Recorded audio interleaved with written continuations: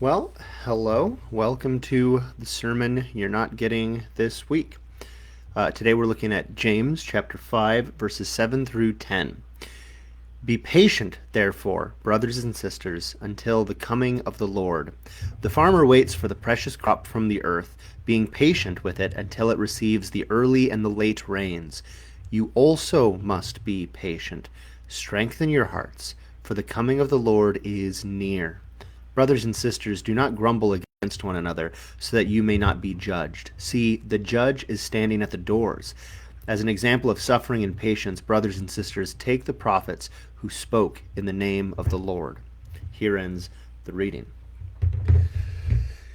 So, in the early aughts, as the United States entered two wars in the Middle East and the world seemed to be in quite a bit of chaos around it, there were a lot of evangelical Christians who wrote books predicting the end times had arrived, using the events that had transpired in the Middle East and America's interventions there as evidence for the coming of the return of Christ, that Christ would be coming soon.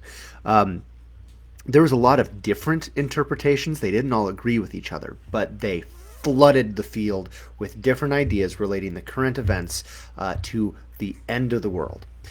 In his book, The Scandal of the Evangelical Mind, Mark Noll argues that this tendency is bad. This was a bad thing because what they were doing was trying to interpret events that were currently happening only through a biblical lens, without considering current politics, recent history, culture, religion, even geology, geography, all of the other factors that might be at play in geopolitics. They didn't consider any of that. They only considered biblical prophecy, if even some of the passages they were quoting could be considered prophecy. It is a sign of a church that is so obsessed with the end of the world that it can't actually think about what is happening in the world around it. And maybe people are just really eager for the end, but it's possible that this comes from a place of anxiety. And I think this passage from James addresses this. So he says to be patient for the day of the Lord. But this patience, he compares it to a farmer who plants seeds and waits for them to grow. Now, nowadays in our modern context, it might actually make sense for a farmer to actually go out and look at the crops because if there's unhealthy things going on in the field, they actually might be able to do some serious interventions, right? We can irrigate, we can put down herbicides and pesticides, we can do things that'll help the crops along. In the ancient world, they didn't have nearly the technology that we do today. If there's a problem with the plants, you just had to hope something got better.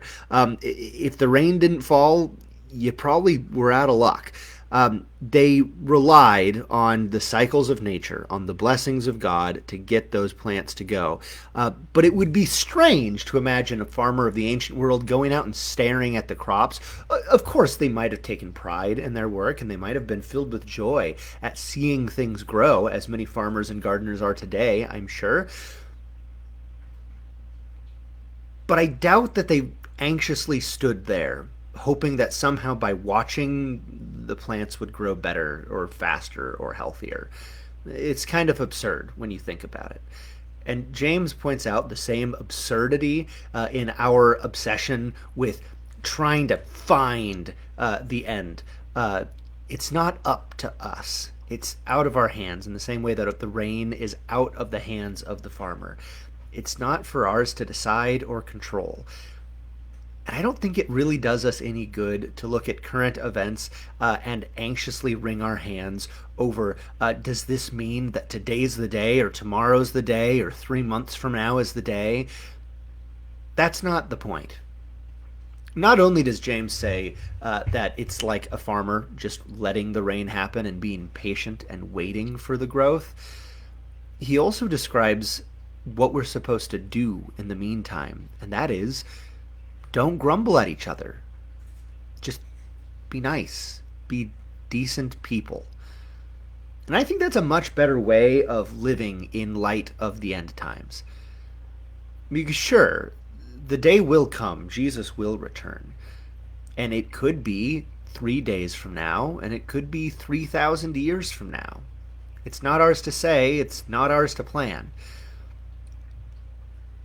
And when that day comes, Jesus will drive all the sin, death, and evil from the world forever. Our hearts will be cleansed so that we will never hurt one another again. We'll never be tempted to do anything that would cause one another pain.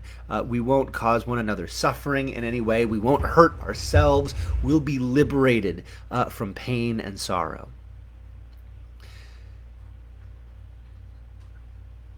But we're not there yet. We will continue to hurt people. We'll continue to make mistakes that hurt the people we care about.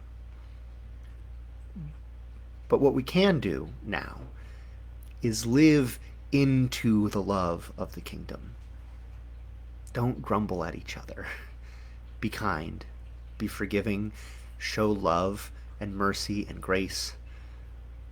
Help one another. Pick one another up when we fall down.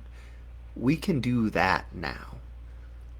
Waiting for the kingdom to come is not about watching the skies and trying to get the date right. Waiting for the kingdom to come is living as if the kingdom had already come among us. And maybe not grumbling at each other is a good place to start. Thanks be to God. Amen.